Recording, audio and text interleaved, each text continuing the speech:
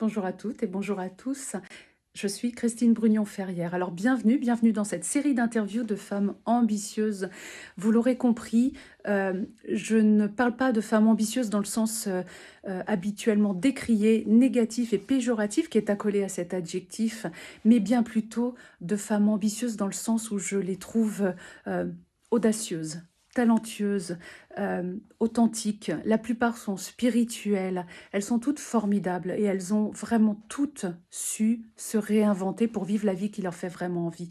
Et c'est ce que j'ai voulu passer comme message au travers de ces interviews, vous faire prendre conscience que peu importe votre âge, peu importe ce que vous pensez être votre compétence, vos ressources, peu importe votre vécu, les traumatismes quelquefois très difficiles que vous avez pu vivre, vous pouvez choisir de vivre la vie qui vous fait vraiment envie. Vous pouvez choisir d'aller au bout de vos ambitions. Vous pouvez choisir d'être qui vous voulez être. Et j'espère que, en regardant toutes ces interviews, vous allez en prendre conscience. Je suis donc Christine Brugnon-Ferrière, je suis coach, thérapeute et stratège en changement de vie. Et je vous dis à très vite.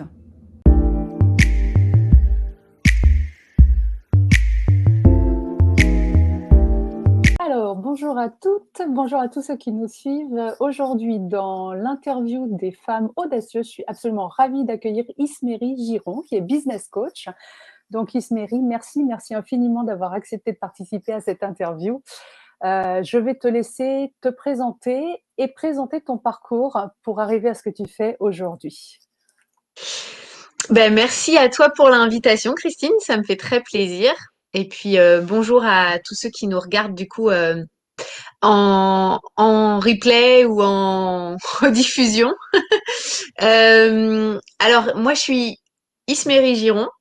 Je suis coach business depuis à peu près 2 ans, on va dire, parce que effectivement, j'ai redémarré de zéro cette activité de coaching business à un moment donné parce que j'étais partie sur le marché anglais et puis après j'ai décidé de revenir sur le marché français.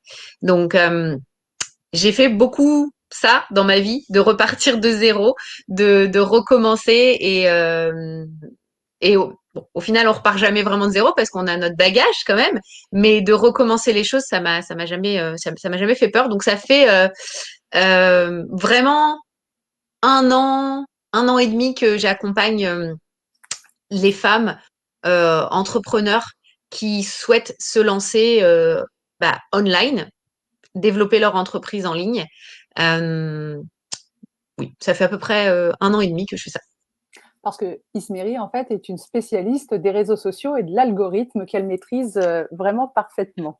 Alors, qu'est-ce qui fait d'abord la première chose, ma première question qui m'a toujours intriguée, qu'est-ce qui fait que tu t'es lancée d'ailleurs à travailler sur le marché anglais en priorité? Ben, ouais, bonne question. C'était pas forcément inné, on va dire, mais alors, je suis bilingue parce que j'ai voyagé pas mal pendant on va dire ma jeunesse, mon adolescence et quand j'étais jeune adulte. Je suis allée vivre aux États-Unis et en Australie et donc j'étais bilingue, j'avais fait une business school et après avoir eu ma première expérience entrepreneuriale et aussi, on va dire, ma première expérience salariée, puis ma première expérience entrepreneuriale, je me suis posé la question de ce que je voulais faire.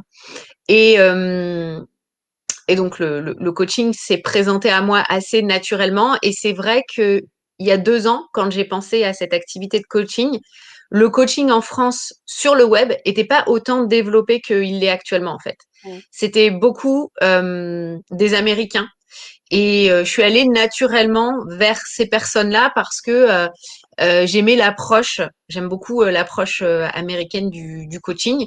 Donc, bah, vu que je me suis formée avec eux, j'ai créé une communauté plutôt anglophone, on va dire.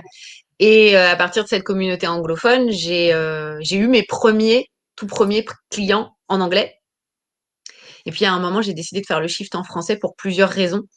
Euh, Alors, mais excuse-moi, tes premiers clients, tu les coachais donc toujours sur la partie réseaux sociaux, développement du business en ligne Ou est-ce que Oui, tu alors avais... les tout premiers, c'est vrai que tu fais bien de le préciser parce que les tout premiers clients que j'ai accompagnés en version anglophone, il y avait cette partie, mais au final, mon message était différent de celui qu'il est aujourd'hui et ma cliente idéale était différente. Ma cliente idéale, elle me ressemblait, bah, elle ressemblait plus à la personne que j'étais il y a 2 ans. Et puis les challenges que je venais de traverser, qui étaient de créer son entreprise quand on est maman. Donc c'était mon truc en fait. C'était D'accord. c'était plus les mompreneurs, on appelle ça aux États-Unis, mais en français aussi, en France aussi, je crois, on appelle Oui. ça les mompreneurs, les mompreneurs. Donc c'était vraiment ma cible il y a 2 ans, c'était les mompreneurs, et donc c'était plus avec des femmes qui avaient cette fibre entrepreneuriale, mais qui étaient à la maison et qui savaient pas trop par où prendre le schmilblick, Mm. comment s'organiser, et c'était c'était vraiment l'essence des coachings à l'époque.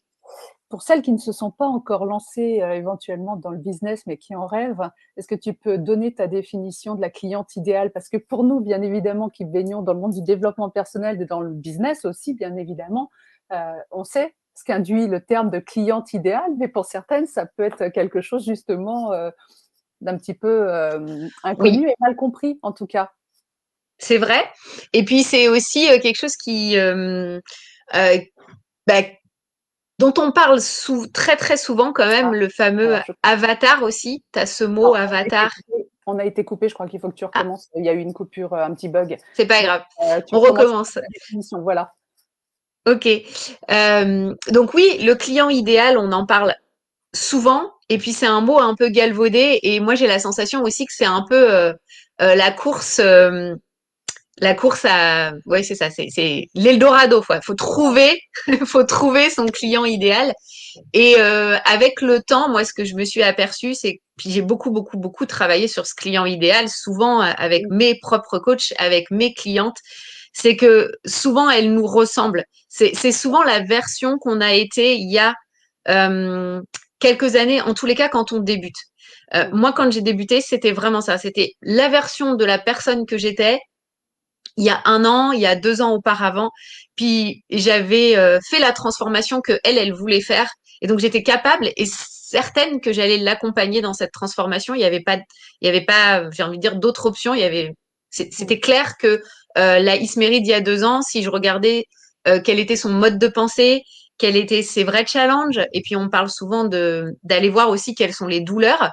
Même si c'est assez décrié en ce moment de dire on n'appuie pas sur les douleurs des gens, mais on a besoin de savoir quand même quelles sont leurs douleurs pour leur parler en fait. Donc Mhm. plus on arrive à se projeter dans cet avatar, dans cette cliente idéale et la personne qu'on était il y a 1 an, il y a 2 ans, euh, plus ça va être facile de trouver ses tout premiers clients. Et après, ça évolue, tu vois, comme je te disais, c'est que ma cliente idéale, c'est plus la même qu'il y a 2 ans parce que moi, j'ai évolué. Et puis, bah, dans mes accompagnements, j'ai rencontré des personnes qui avaient des problématiques que moi, j'ai peut-être pas forcément rencontrées, mais qui sont quand même très récurrentes chez plein de clientes. Et puis, d'un seul coup, ça refait un nouveau client idéal, quoi. Avec Donc, des il réponses, évolue. voilà, avec des réponses que toi, tu es à même de leur transmettre.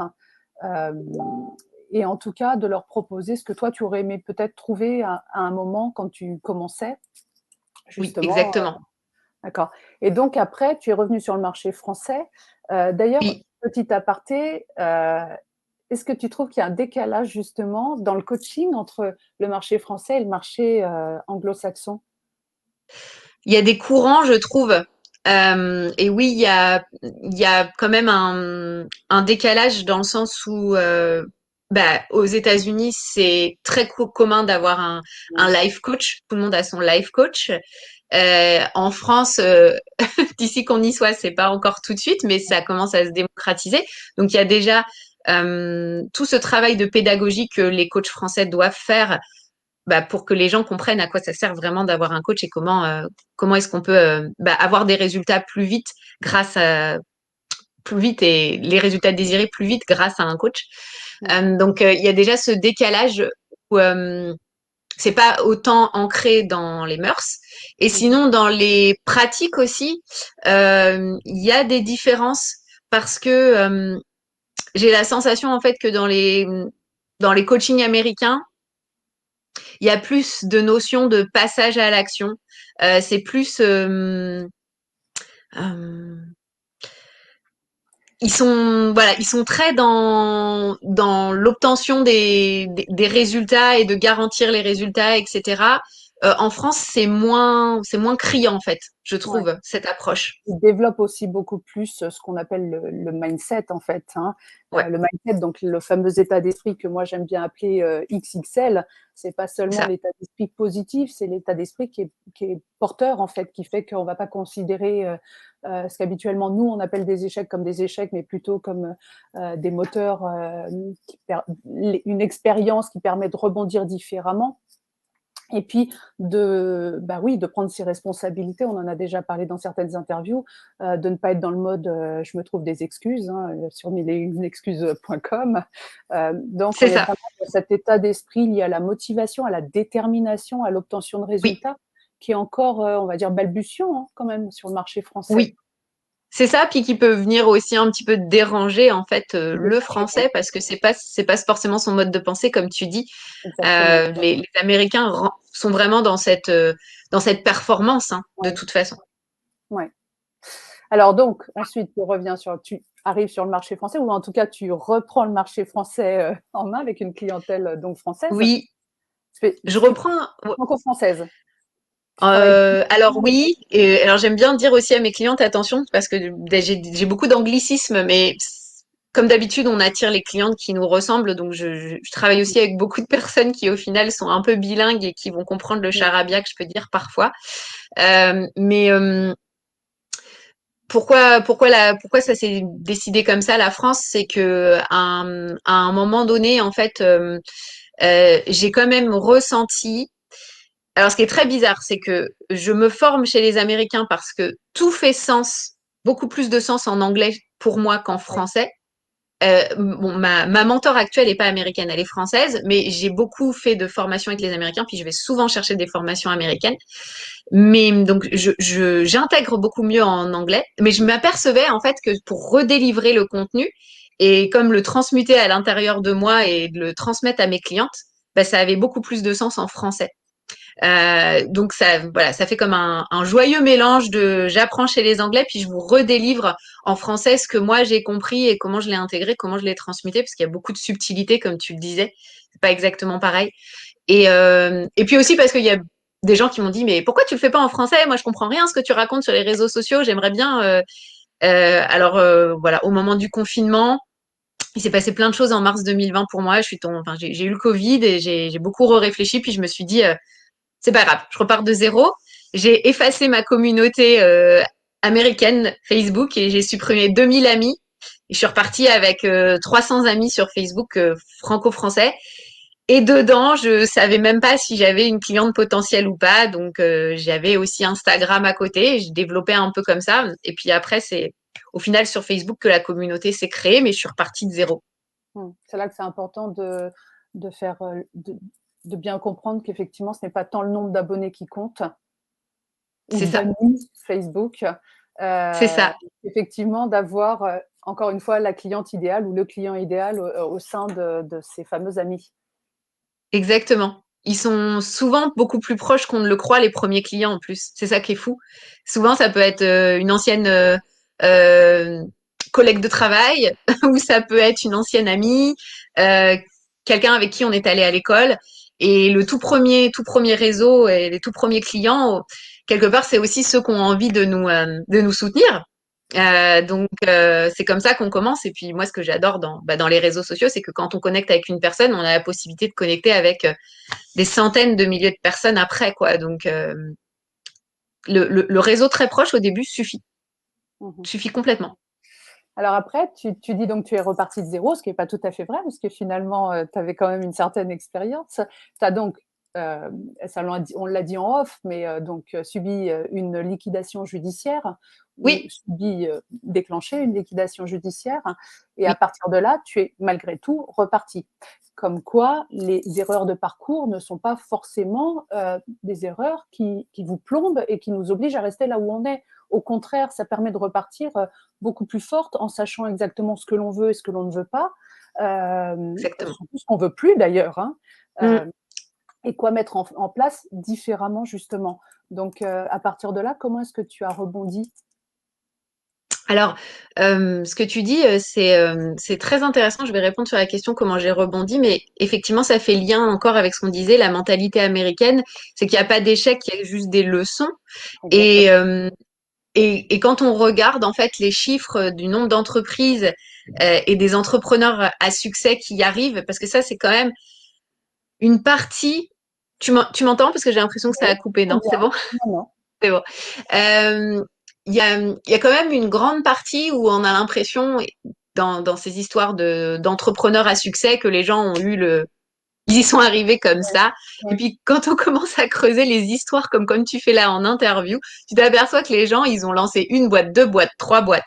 Souvent, exactement. même les entrepreneurs à succès, ils ont fait deux, trois liquidations, hein. Et puis, Mmh. voilà, en fait, c'est comme tu dis, c'est de là qu'ils ont pu se nourrir et apprendre, reprendre vraiment l'essentiel de ce qui était important dans ce business, Mmh. et puis de le faire autrement, en fait, de le Mmh. proposer autrement.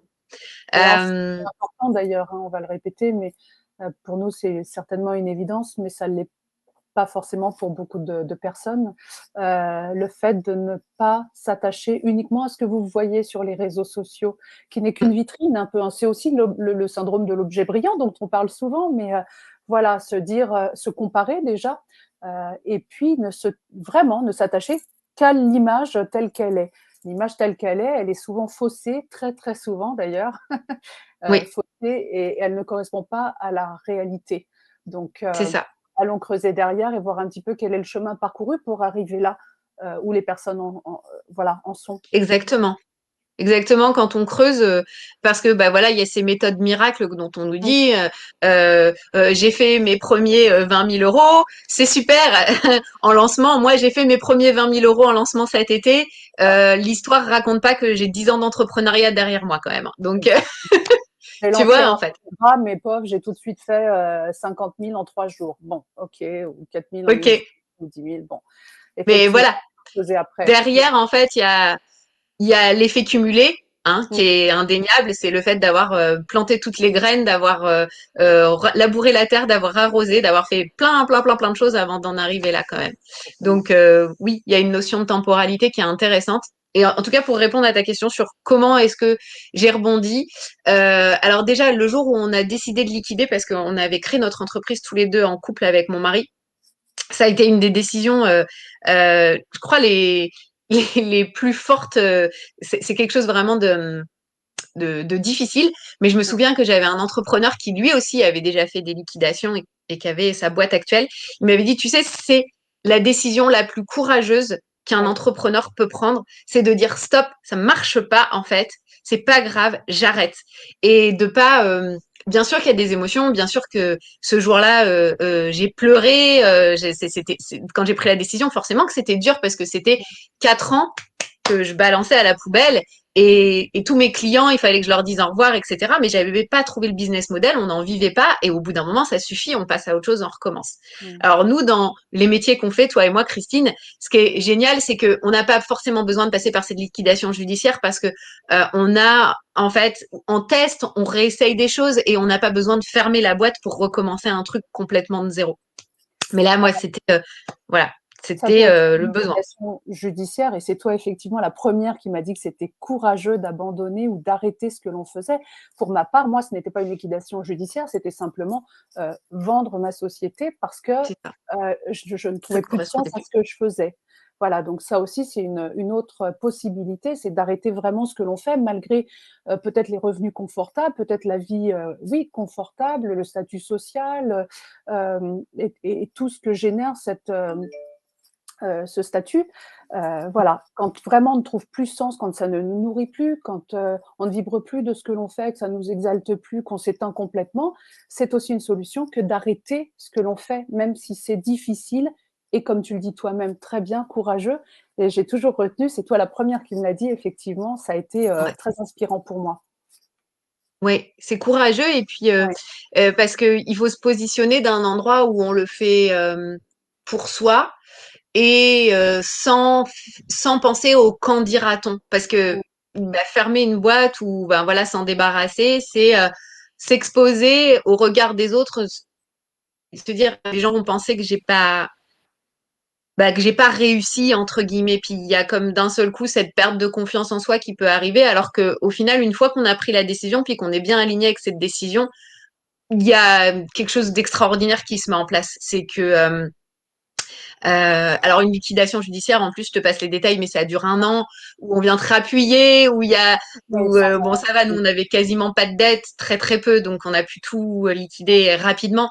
Mais voilà, on vient te réveiller un truc où tu veux juste passer à autre chose, et pendant 1 an, on vient te resservir le truc, la soupe froide, c'est horrible.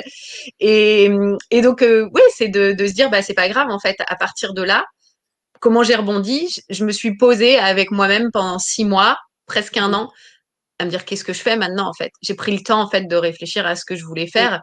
C'était quoi le parcours que je venais de passer? Qu'est-ce qui m'animait vraiment? Je me suis posé toutes ces questions et à partir de là j'ai rebondi puis j'ai recréé en ligne parce que bah c'était une de mes compétences et des choses qui étaient faciles pour moi, c'était de gérer, comme tu disais, les réseaux sociaux, les sites web, etc. Pour moi, c'était très simple. D'accord. Voilà. En ça, est-ce que tu dirais que l'ambition finalement, vraiment l'ambition ultime, c'est de s'accomplir soi-même? C'est vraiment de donner du sens à ce que l'on veut vivre et à qui l'on veut Ouais. être? Oui. Je crois que sur le mot ambitieuse, c'est un mot comme on en a souvent discuté toutes les deux, qui peut avoir une connotation quand même un peu négative. Puis j'aime bien encore reprendre nos Américains qui, eux, n'ont aucun problème sur le fait d'être ambitieux. Exactement. Parce qu'il Et n'a pas il y a pas de définition d'ailleurs, hein. Quand on c'est regarde les vrai, définitions françaises et anglaises ou américaines, vraiment elles sont très différentes. exactement. Et, euh, et sur le terme ambitieux, c'est exactement s'accomplir, comme tu dis, s'accomplir soi-même. Puis à partir de ce feu sacré qu'on a à l'intérieur de nous, de se faire confiance, en fait, que ce qui nous allume, ce qui nous complète, on peut en faire quelque chose d'extraordinaire, en fait. Mmh. Moi, c'est aussi ça, pour moi, l'ambition, c'est de, de pas se mettre de barrières, de pas se mettre trop de nœuds au cerveau et d'y aller, en fait, de sauter dans le grand bain et de se faire confiance que si ça vient d'un bel endroit bien aligné à l'intérieur, comme tu dis, hein, c'est exactement ça, c'est s'accomplir à l'intérieur, c'est formidable. Il Mmh. faut y aller à fond. Alors du coup, quelle est ta mission? Qu'est-ce que tu as reconstruit depuis que tu as rebondi? Alors, ma mission actuellement, euh, que j'ai mis le doigt dessus il y a à peu près 1 an, c'était de faire du web le plus bel endroit pour créer son empire. Donc c'est une mission quand même assez, tu vois, c'est ambitieux comme mission. Créer son empire, hein. On va donc parler d'un peu Empire, d'empire après. empire. Pour mettre ce mot là-dessus, au début, ça a été un petit peu inconfortable parce qu'en plus, un empire, chacun va, comme d'habitude, faire sa propre définition de ce que c'est que son empire. Est-ce Exactement. que ça veut dire qu'on a plein de salariés? Est-ce que ça veut dire qu'on fait plein de chiffres d'affaires? Est-ce que ça veut dire qu'on va aller conquérir? Parce que le mot empire aussi, c'est un peu aller conquérir des terres et puis comme le mot ambitieuse, il peut y avoir une petite connotation un peu désagréable, de se dire mais elle va écraser tout le monde. Pour moi, l'empire, c'est pas ça, quoi. Pour moi non plus. Mm. En revanche, ça Donc, a quand même ce lien au, au gigantesque, c'est ça, à l'illimité, exactement. quasiment. Et, euh, et ce mot empire, il m'est venu au fur et à mesure du temps où je me suis dit, bah, mon business, en fait, il faut pas que je le vois que du prisme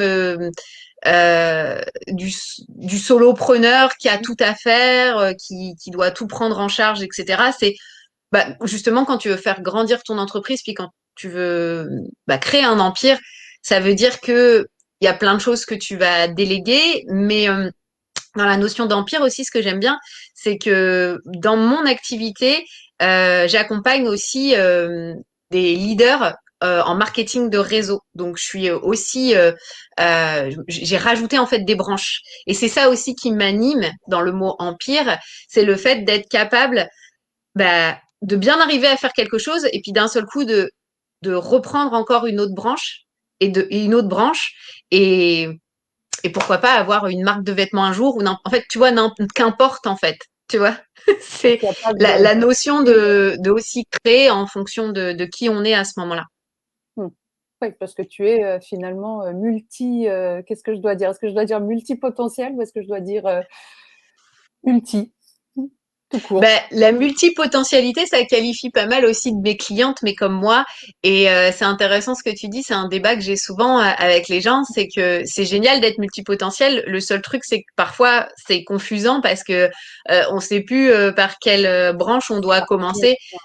Voilà. Donc moi, mon conseil, c'est de faire excellemment bien ce qui est naturel chez nous, et puis après, de venir rajouter des branches, en fait quand voilà, quand on sent que ça, c'est acquis et que d'un seul coup, on voit que ça nous appelle et qu'il y a, on avait fait une formation ou qu'il y a, voilà, il y a quelque chose en plus, c'est de développer encore ce nouveau produit à côté. Le problème de la multipotentialité, c'est que des fois, on a l'impression qu'on doit tout développer d'un coup, alors que de créer un empire, comme on dit, Rome ne s'est pas fait en un seul jour. Donc, ça demande de bien maîtriser certaines choses, comme on a parlé on va reparler de la cliente idéale du début, mais c'est ça, de bien connaître sa cliente idéale, de faire déjà beaucoup de ventes avec ce produit-là, puis après d'aller rajouter une autre branche. Alors, comment est-ce que tu vois ton parcours maintenant vers un chiffre d'affaires à 6 chiffres, hein? Nous, on dit communément faire 5 chiffres, faire 6, faire 7 chiffres. Et puis, quelles sont les peurs que tu peux avoir, les croyances que peuvent avoir beaucoup des femmes qui nous écoutent, les freins Oui, aussi, oui. et puis démystifier un peu le fait d'avoir tout à fait la capacité de faire 5 chiffres, 6 chiffres, 7 chiffres. Oui, c'est ces histoires de 5 chiffres l'année dernière, écoute, c'était pas du tout ma réalité en fait. Il y a un an, à l'heure qu'il est, à la date qu'il est, c'était pas ma réalité. En fait, je venais de commencer. J'avais fait 5 000 euros, je crois, entre novembre et janvier, tu vois. Donc voilà, Oui. j'étais pas du tout aux 5 chiffres. J'avais pas encore fait mon premier mois à 5 chiffres. Euh, C'était pas ma réalité. Et c'est ce qu'on appelle souvent le nouveau normal. Ce que je veux dire, c'est que je l'ai partagé dans un post là récemment, c'est qu'on a toujours la sensation que ça sera plus facile une fois qu'on aura atteint les 5 chiffres ou les 6 chiffres, parce que quand on n'y est pas, on pense que ça sera plus facile à ce moment-là. Mais au final, les 5 chiffres, ils peuvent arriver très vite. Et puis moi, c'est ce qui s'est passé, tu vois. Il y a un an, à cette époque-là, je te dis, je faisais quasiment rien. Et puis au mois de mars, j'ai fait mon premier mois à 10 000 euros, mais je me souviens plus comment je l'ai fait, en fait. Tout s'est accéléré. Alors si souvent on me pose la question, donc oui, je me souviens à peu près les étapes. Puis c'est aussi ce que j'essaye d'enseigner à mes clientes. Donc j'ai des étapes que je peux, voilà, que je peux transmettre. Mais euh, c'est comme ça. Ces histoires de chiffres, c'est quand on a la certitude qu'on est capable de les faire et qu'on lâche, encore une fois, le quand est-ce qu'on va y arriver, ça peut arriver très vite. Mhm. Donc moi, en fait, sur mon parcours d'aller aux 6 chiffres, en fait, c'est comme mon non négociable cette année. C'est l'année dernière, j'ai fait 55 000 euros de chiffre d'affaires. Je vois pas comment cette année je pourrais pas faire les 6 chiffres. En fait, c'est Mhm. dans mon cerveau, c'est devenu un truc où c'est ancré, c'est ma Ouais. réalité. Je vois pas en fait comment c'est pas possible de pas y aller. Donc c'est déjà quelque part un peu mon nouveau normal. Je m'aligne sur ce nouveau normal tout le temps. Je prends des décisions comme si j'étais déjà la personne qui faisait 100 000 euros tout le temps. Euh, et, et en fait, ce qui est très bizarre, tu vois, Christine, c'est que le jour où je vais y être, je vais ouais. Parce Ouais. qu'en fait, le jour où j'ai fait les 10K, j'ai fait ouais, ok, super. Alors Et que alors? justement, on dit bien pourtant, hein, de vraiment être reconnaissante et Exactement. savoir, bah oui, célébrer le fait qu'on a fait, même si c'est 1 000 euros, en tout cas les premiers 1 000 euros, les premiers 5 000, les premiers 10 000 et puis les premiers 100 000 rapidement. Donc, C'est ça c'est le secret. vraiment C'est que important, quand tu as voilà, le plan, Exactement. C'est ça le secret, c'est d'avoir toujours le pied dans la gratitude pour ce que tu as Ouais. fait Et déjà. de pas seulement se dire: «Bon, bah, OK, j'ai fait 10 000, c'est bien, mais là, bon, la prochaine étape, en fait, c'est 20 quoi, ou 30, C'est peu ça. importe». Mais non, déjà prendre conscience qu'on a réussi une première étape et en fait, bah, voilà, C'est honorer ça. chaque étape qu'on a pu faire et ça, c'est important dans ce chemin, pour continuer aussi à prendre du plaisir à ce qu'on fait. Sinon, on est dans cette espèce de démarche toujours, permanente d'aller de l'avant, alors qui est très bien, hein, enfin ça permet d'être, voilà, persévérant, mais en même Oui. temps, c'est épuisant de ne jamais s'honorer et se célébrer de ce que l'on a pu atteindre, hein. Exactement. J'étais en coaching hier avec une cliente sur Voxer et elle me dit, écoute, Ismeri, c'est dingue, j'ai juste fait une première étape, j'ai juste créé mon entreprise et fait mon chèque à la maison des artisans, tu Ouais. vois. Mmh. Et je lui dis, mais tu te rends compte en fait? Et juste, elle a créé cette célébration autour de ça parce que c'était Voilà, déjà un énorme pas de déjà exactement, juste créer sa boîte, quoi. C'est voilà. fou. Donc Parce qu'il y a déjà plein de personnes qui prendront jamais la décision de le faire. mmh. Donc on oublie aussi on oublie et ça, nous on travaille tout le temps à le répéter, on oublie que même de simples petites choses qui peuvent paraître quelquefois anodines pour certains, voilà, c'est important de s'en réjouir parce que finalement il Mm. y a du positif même dans les journées les plus noires. Ça aussi je le dis souvent et ça peut paraître, voilà, quand on a la tête dans le guidon, quand on est en liquidation judiciaire, quand on se sépare, quand on décide d'abandonner ce qui ne nous convient plus, ce qui nous fait plus, pétiller, il y a quand même des choses positives et ces choses positives, elles permettent de se remettre en mouvement justement pour aller là où on a envie d'aller. Oui. Généralement, c'est ce qui nous remet aussi du baume au cœur. De, comme tu dis, quand il y a des coups durs, ce qui nous fait avancer réellement, c'est la vision de où on veut aller. Le plus elle va être claire, le mieux ce sera. Alors je sais des fois c'est pas hyper clair, mais si c'est une vision ou si c'est une valeur ou si c'est, en tout cas si c'est quelque chose qui nous met le feu à l'intérieur, ça sera toujours facile de le réactiver, même dans les moments les plus sombres, Mmh. comme tu dis.